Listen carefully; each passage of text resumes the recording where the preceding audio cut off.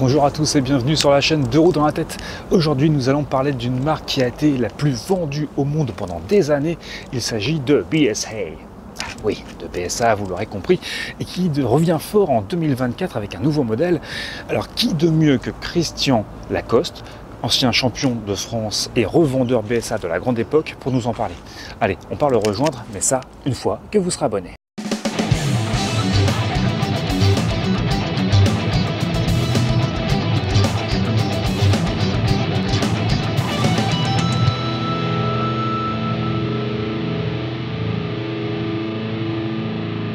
Salut Christian! Bonjour. Ça va? Ça va bien. On est là aujourd'hui pour parler de BSA. Oui. Alors quoi de mieux qu'un spécialiste de BSA pour en parler? Ah oui, enfin spécialiste, je suis quand même pas né Non, en même temps que la marque. J'ai été le dernier mécanicien officiel de l'importateur BSA jusqu'en 1970. Ouais. Et en 1970, je me suis retrouvé chez Triumph parce que BSA avait fermé l'importation. Donc on va pouvoir parler de cette marque anthologique qui est BSA et aussi de ce modèle qui est une B50 qui s'appelle voilà, SS et qui s'appelle aussi Gold Star. Curieusement, voilà. On a la sensation que comme Gold Star, cette appellation se vendait bien, on a l'impression qu'il l'a mis un petit peu partout pour essayer de la vendre. C'est exactement ça. En fait, Gold Star, c'était les premières Gold Star en 500 et en 350 aussi, étaient des moteurs à boîte séparée. C'est-à-dire que le moteur était composé de 3 éléments très distincts les uns des autres qui étaient assemblés ensemble. Or, là, sur la dernière génération de ce qu'on a appelé des Gold Star, mais c'est un titre usurpé, parce qu'elle ne devrait pas s'appeler Gold Star. Ce n'est pas un moteur à boîte séparée, c'est un bloc moteur unit, comme le nouveau modèle. Parce que là, voilà, on a la nouvelle qui est sortie en 2023, si je crois bien, ouais. Et qui est donc la renaissance de BSA. Renaissance, bon, par un groupe indien, qui est un peu aussi germanique en ce moment. Bon, bref, on est quand même content que la marque réexiste et elle reprend, en tout cas au niveau du style du moteur, ce qui était la vraie Gold Star d'époque. C'est que en apparence, effectivement, parce que, comme tu viens de le dire, on est sur un moteur qui est moderne. En bloc unit, voilà. C'est-à-dire c'est un bloc moteur, la boîte est dedans, l'embrayage est dedans, c'est en une seule pièce. Comme la toute dernière B50 SS Gold Star, qui est un bloc unit. Si on voulait comparer des moteurs, il faudrait comparer ces deux-là, et non pas le vrai Gold Star avec la boîte séparée. Ouais, c'est important de signaler. C'est là, donc on est sur la dernière génération de BSA anglaise. La toute dernière, c'est un modèle qui doit être de 71 ou 72. Ouais. Et de toute façon, BSA a fermé fin 72, début 73. C'est ça. Donc il n'y en a plus rien. On n'a plus rien eu du tout après. D'accord. Hein, en authentique BSA anglaise. On ne se rend pas compte de ce que c'est BSA à l'heure actuelle. On s'imagine que c'est presque une nouvelle marque parce que voilà, elle renaît en 2023. Mais pour les plus jeunes, ils en ont entendu parler, ils en ont peut-être vu dans les musées, mais rarement roulé, c'est sûr. Alors que c'était une marque qui a été extraordinaire, qui a eu un palmarès, enfin pas un palmarès, mais en tout cas qui a eu, enfin si un palmarès aussi, faut dire, mais qui a été une marque emblématique, hyper importante dans l'histoire de la moto. Alors si on retrouve un petit peu l'histoire de la BSA, BSA c'est, si on le voit sur le logo, je sais pas si on le voit sur cette partie du moteur. Ça, c'est le vrai cycle BSA qui a été supprimé dans les années 60, un peu avant 70.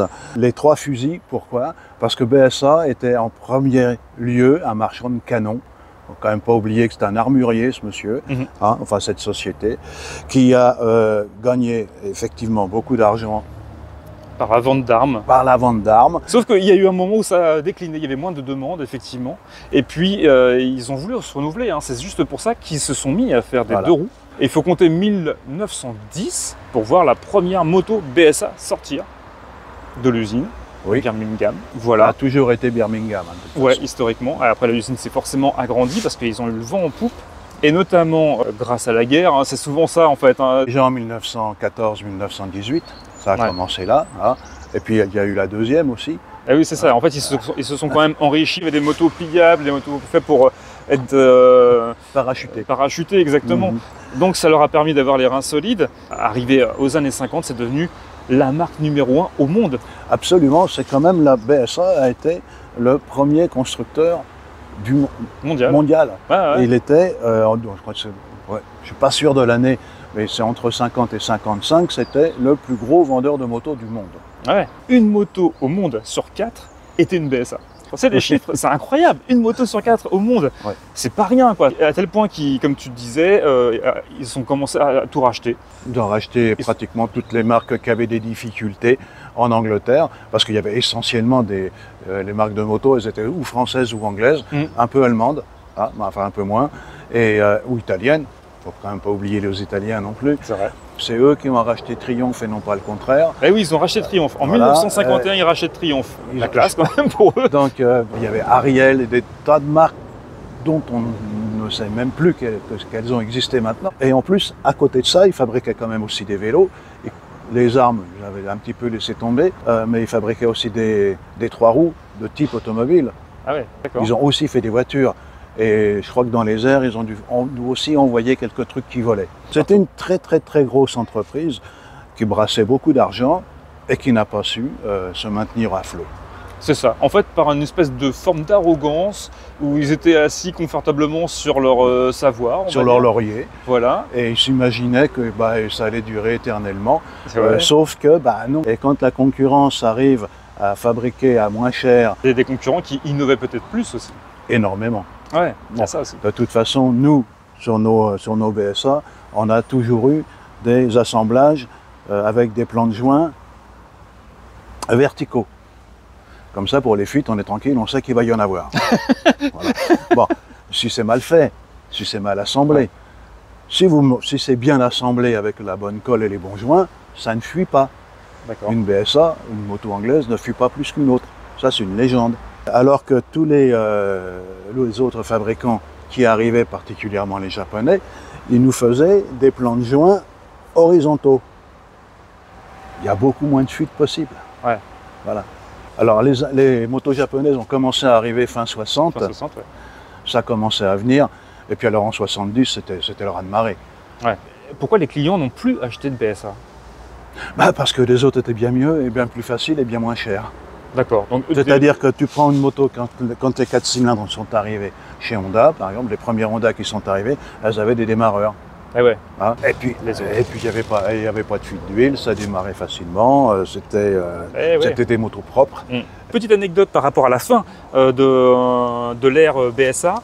BSA meurt en 73, du coup, enfin 72-73. Comme ils avaient quand même Triumph, Triumph a quand même réussi à rester 10 ans en vie. Alors pourquoi ? Parce que il y a eu des manifestations de la part des employés de chez Triumph. Pour la petite anecdote croustillante, c'est que c'est Norton qui a voulu racheter Triumph. Et les ouvriers de chez Triumph ont manifesté et ils ont réussi à garder la production 10 ans après cette tentative de rachat. À tel point qu'il y a même une stèle devant l'ancienne usine avec écrit que c'est ici que reposent les derniers instants de Triumph. Alors c'est l'occasion de parler plus en détail de ce modèle-là de la B50.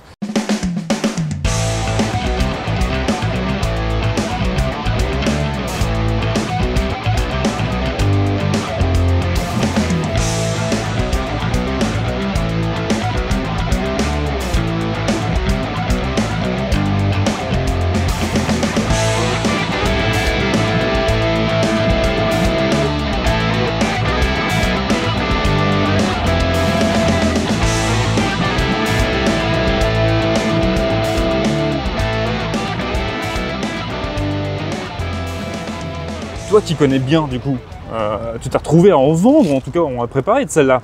Oui. À l'époque. À l'époque, oui. Alors vas-y, décris-nous un petit peu de cette moto. Sur ces dernières générations, on est allé chercher à gagner beaucoup de poids et on en a gagné. Elle est très légère, ça c'est clair. Maintenant l'huile est dans le cadre, ici là. Oui, d'accord, on voit le petit bouchon. Le petit bouchon de l'huile qui est dans le cadre ici, qui ressort par là pour alimenter directement la pompe à huile. Voilà, du rythme là. Voilà. Au niveau du bras oscillant derrière, la tension de la chaîne se fait par un excentrique ici. Ah. Bon, ça c'était vraiment les toutes dernières générations. Ouais. En gros, cette moto-là, quand tu montes dessus, que tu la prends comme ça, tu aurais l'impression d'être sur un gros 125. Ouais, c'est ça. On est quand même sur un 500. On est sur un 500. Ouais. Ouais. Les freins, ça c'est la toute dernière génération des freins, Ouais. de freins qui ont été montés en Angleterre, aussi bien d'ailleurs chez Triumph que chez BSA, parce que c'était les mêmes fournisseurs hein, de toute façon. Et cette dernière génération, on va pas dire que c'était quand même une grosse révolution dans le bon sens. Ah. Non. Avant, c'était mieux. Le modèle d'avant, le modèle précédent, était un modèle qui freinait réellement. Après, on arrive plutôt dans des freins de genre ralentisseur. Non, c'était pas extraordinaire. Et très très difficile et très compliqué à régler en fait. En plus. Bah ouais, parce que les 4/5 des mécanos, ils n'y arrivaient pas. Ah, D'abord, oui, on tire. Et quand tu vas à fond, après, ça pousse. Ah ouais. Et ça, c'est pas génial. C'est-à-dire qu'il faut vraiment que ce soit parfaitement réglé pour que ça freine, quoi. Ouais. Alors c'est marrant parce qu'on a un échappement aussi qui est un peu de type un peu scrambler, un peu moto un peu typé cross. Alors, En hauteur comme ça, il y avait ça se voulait un peu au cross dans l'utilisation ou pas? alors en fait, ces moteurs de B50, surtout ceux-là, mais même ceux d'avant, hein, avec les boîtes séparées, Ouais. c'était des moteurs qui ont une grosse carrière en tout-terrain, en D'accord. motocross. Ah. Et puis sur les dernières années chez BSA, faut dire que ils assemblaient les motos un peu avec ce qui restait sur les étagères. Donc on se retrouvait avec un B50 de la même année, avec pratiquement la même couleur, mais avec deux formes de réservoirs différentes. Un réservoir allongé, un réservoir à pan coupé, chromé, ou pan coupé mais pas chromé, mais avec des grippes genoux. Enfin, c'était. Il n'y en avait pas une de pareil. Tu n'en avais pas de pareil. Tu recevais un lot de motos à l'atelier. Sur 3 motos, il y en avait 2 qui avaient un réservoir différent. C'est incroyable. Je sais pas pourquoi. Enfin, si, tu sais pourquoi, c'est parce qu'ils avaient plus que ça sous la main, quoi. Ouais, ça sentait la fin là. Ah bah oui. Vraiment. C'est Et ça. donc finalement, c'est pas les meilleurs BSA quelque part. C'est les plus anthologiques parce que c'est les dernières, mais en termes de si on veut une BSA un peu fiable. Moi, j'ai couru avec cette moto en championnat de France de rallye. Oui, alors c'est ça qui est intéressant, parce qu'on en a pas parlé tout à l'heure, on a parlé de toi un petit peu comme ça, de ton action chez BSA, Ouais. mais tu étais un pilote. Eh Oh, oui. Ouais. Bah si, t'as quand même gagné. Oui, j'ai conduit des motos. Non mais attends, t'as gagné quoi précisément? J'ai plusieurs titres de champion de France de rallye. Mais Plusieurs titres de champion de France de rallye. Eh bah quand même, c'est Ouais. pas rien. Oui, mais bon, disons qu'on pilote de temps en temps, mais on conduit tous les jours. Oui. Un piloter, c'est pas facile non plus. Alors Attends. ça, cette moto-là, moi, quand j'ai roulé avec, j'ai fait une saison complète. Pour la petite histoire, en 2016, je gagne le championnat de France de rallye avec une BMW un peu vitaminée, je reconnais. Donc mes petits camarades me disent « Ouais, toi, ta moto, de toute façon, elle est imbattable. » Bon, Ça t'a Non. vexé. oui. Donc en 2017, l'année suivante, je suis venu avec un BSA. Arrivé, j'ai dit voilà, je fais le championnat avec ça. Là maintenant, vous n'avez plus d'excuses, hein, ça fait 34 chevaux. J'étais champion de France. La classe. La classe. Le deuxième n'avait qu'une bole d'or, le troisième qu'une bole d'or, le quatrième une Japoto, et puis après j'ai oublié. Les meilleures motos que j'ai connues avec ce moteur-là, c'était celles qui étaient préparées par Med et Tomkinson, deux préparateurs anglais, en vitesse, et ils ont été champions d'Europe avec ce moteur devant tous les autres, les Laverda, les Norton, les Triumph. Ah ouais. Et pourquoi? Parce qu'ils avaient l'intelligence de la course, ils avaient le freinage qui allait bien, hein, parce que là, ils l'avaient modifié pour que ça freine vraiment bien, et la moto prenait, en km/h, elle prenait 107 miles, presque 180, quoi, Ouais. avec un truc comme ça. C'était, fallait être, comment Bon. dire, audacieux. Oui, audacieux, ouais. Pour regarder le niveau d'huile, par exemple, Ouais. là, il faut que tu enlèves le bouchon. Sur une Med Tomkinson, de là à là-haut, une durite transparente.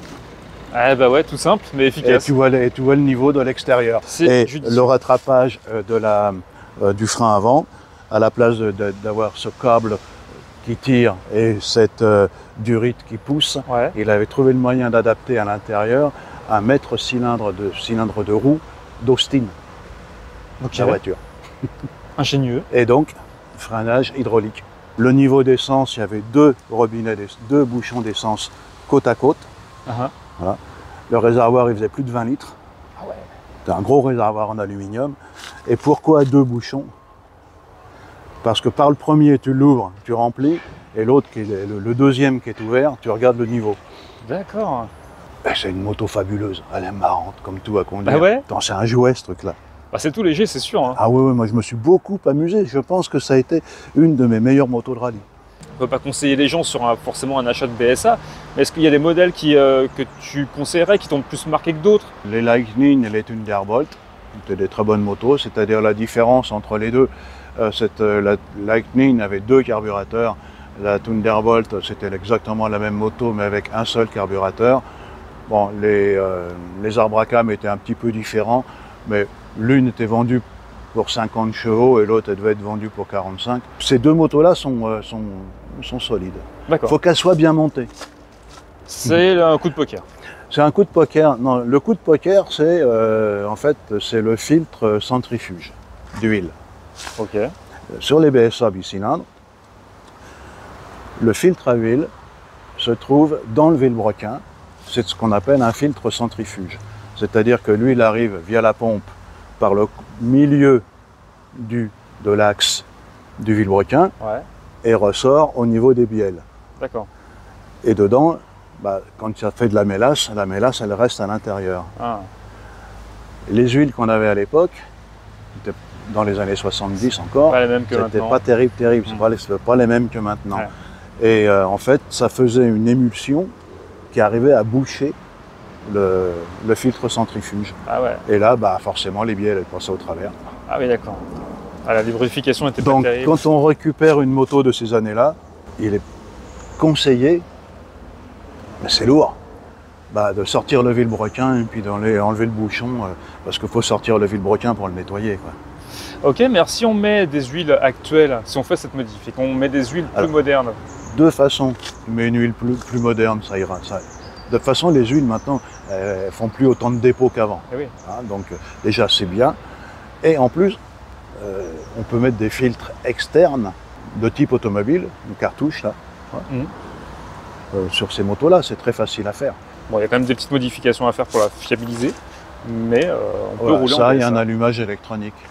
Ouais, ça tu y tiens, c'est important pour Ouais. rouler en BSA. C'est-à-dire, c'est pas pour rouler en BSA, c'est pour rouler avec n'importe quoi, de n'importe quelle moto de ces années-là. Un allumage par rupteur, ça s'use. Ouais. Les rupteurs, ça s'use et il faut les régler tous les 4 ou 5 000 km. Mhm. Donc, un allumage électronique, une fois qu'il est calé, tu ne touches plus jamais, quoi. Ouais, c'est sûr. Au niveau du compteur, un compte-tour, un tachymètre, rien de tout ce qui est plus banal aussi. Ouais, oui. La clé qui se met au milieu, ce qui n'était pas toujours le cas en fonction Non, des ça c'est constructeurs. pour le. C'est autre chose. C'est pour verrouiller celui-là. C'est pour verrouiller la colonne de direction. Ouais, celui-là c'est pour D'accord. verrouiller la colonne de direction. D'accord. Et alors pour démarrer, comment tu fais là? C'est en dessous. Il y a un petit boîtier et Dans ce boîtier-là. on met la clé pour pouvoir démarrer. D'accord. À cette époque-là, on inversait, le frein était sur le pied gauche et puis la commande d'embrayage à droite. La petite grille d'aération pour refroidir les tambours.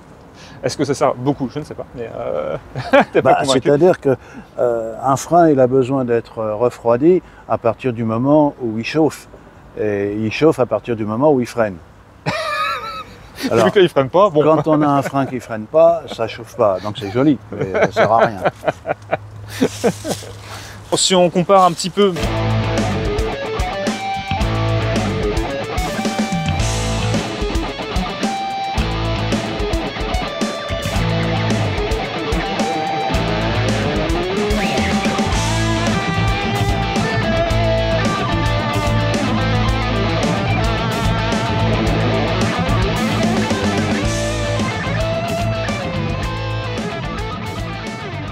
Sans parler du moteur, parce qu'on est sur un moteur Rotax, du coup, qui n'est même pas un moteur anglais de base.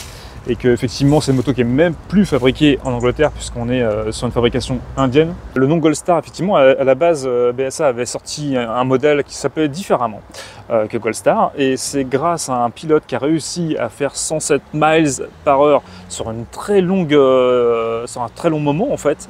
Il a gagné du coup ce statut d'étoile d'or, hein, des Goldstar. BSA a été enchanté du coup d'avoir ce record, et c'est pour ça qu'à partir de 39 il me semble, dans ces eaux-là, ouais, qu'ils ont renommé leur moto Goldstar en fait, en hommage à ce record dont j'étais très fier. Du coup elle se retrouve vraiment en concurrence avec Royal Enfield cette moto, puisque effectivement on est sur un prix autour de base 7400 €, hein. Je suis pas précis, peut-être même moins. Elle est plus chère que la Royal Enfield. Moi j'aime beaucoup celle-là parce qu'on a vraiment l'impression d'avoir un véhicule d'époque. Est-ce que tu l'as essayé celle-ci, la nouvelle? Oui, je l'ai essayé. Alors, j'ai été enchanté. Ah oui, quand même. Oui, non, parce que pour tout avouer, moi j'ai discuté un petit peu avec des gens qui étaient des passionnés de BSA, de la première heure, hein, donc des gens qui ont un certain âge, forcément, qui ont connu la grande époque, et qui veulent pas entendre parler de cette nouvelle génération parce que c'est indien, parce que c'est plus anglais, parce que ceci, cela. Bon, moi j'ai une vision un peu différente. Je me dis que je suis content que BSA existe, même si on aurait évidemment préféré dans d'autres circonstances, mais au moins ça existe. Moi j'ai trouvé cette moto parfaitement équilibré, maniable, facile à vivre. Hein. Au niveau puissance, je suis complètement désaxé. Ça va me faire la même impression que, que sur la Royal Enfield. Finalement, en termes de châssis, de cadre et de suspension, freinage, on est quand même sur des choses similaires. C'est relativement proche. Ouais. C'est proche. Ouais, alors, ce qui change principalement, c'est l'architecture moteur. Absolument. L'autre, c'est un bicylindre en ligne. Après, c'est une question de quoi? De goût le fonctionnement d'un monocylindre est plus jouissif. C'est plus rigolo à conduire. C'est-à-dire que se donne des impressions beaucoup plus facilement avec un bon gros mono, hein, surtout si c'est un longue course, par rapport à un bicylindre. Parce que les accélérations sont plus... Bon, ça monte moins haut dans les tours, mais les accélérations, c'est plus ce qu'on appelait dans le temps le coup de pied au cul. On le ressent beaucoup sur un monocylindre et presque pas sur un bicylindre. Et encore moins sur un 3 cylindres et sur un 4 cylindres, on n'en parle pas. Exactement. Ça ne devrait pas exister d'ailleurs, ça. Comment ça, le parti pris. Comment ça, le parti pris? C'est une moto qui n'est pas très chère. Voilà, on est sur les motos les moins chères du marché par rapport à cette cylindrée. Un 650 quand même. Donc, au niveau de l'instrumentation, voilà, c'est rigolo. Ah bah oui, il y a de l'électronique partout. Là. Ils ont même pris le soin de les faire fonctionner à l'anglaise et non pas à l'européenne. Oui, alors c'est marrant parce que sur celle qu'il y a là-bas, non, c'est classique. Bon, ça marche dans le bon sens. Ça marche dans le bon sens. C'est vrai que c'est particulier d'avoir... Ça marche dans le mauvais sens. C'est particulier, ça. Bon, j'imagine qu'on s'y habitue très facilement, mais oui, c'est particulier. Rien. On a quand même, on reprend un design rétro, mais on a quand même une petite jauge à essence, avec le petit écran. Il y a même une indication comme quoi elle est sur sa béquille quand même, c'est pas mal. Pas de Komodo grand luxe, on est... Non, mais elle freine correctement, elle est maniable, elle est agréable, elle est vive, elle est sympa. Moi, c'est une moto que j'ai bien aimée quand je l'ai essayée. Pour un 500, elle est pratiquement aussi lourde que la Royal Enfield bicylindre. Donc, c'est vrai que c'est curieux. Il y a très peu d'écart entre les deux. Et donc, comme chez Royal, on retrouve des roues à rayons. Alors tu vas me dire en même temps, sur la moto anglaise, on a envie de roues à rayons forcément. Ce qu'on pourrait faire, c'est peut-être un petit essai de cette BSA justement pour que je donne mon avis aussi à moi. Mon avis de jeune de Quadra. Le bruit est très sympa. Ça pétarade. Ça fait vraiment moto à l'ancienne. C'est rigolo comme tout. Alors c'est une moto aux commandes douces. C'est plutôt confortable. Là, bon, j'ai fait quelques centaines de mètres. C'est une moto qui est très confortable. Je trouve que la selle vraiment est moelleuse. Évidemment, on n'a pas la souplesse du bicylindre, c'est sûr. C'est vrai que c'est une moto pas très chère. Mais là, les Komodo, je dois dire que sont pas super valorisants. Alors que les compteurs, eux, par contre, sont cerclés de chrome avec un affichage très lisible. Et on a ce fameux affichage un peu avec des aiguilles inversées. Bon, ça on s'y fait bien, j'imagine. Mais c'est vrai que ça déstabilise hein, dans les premiers tours de roue.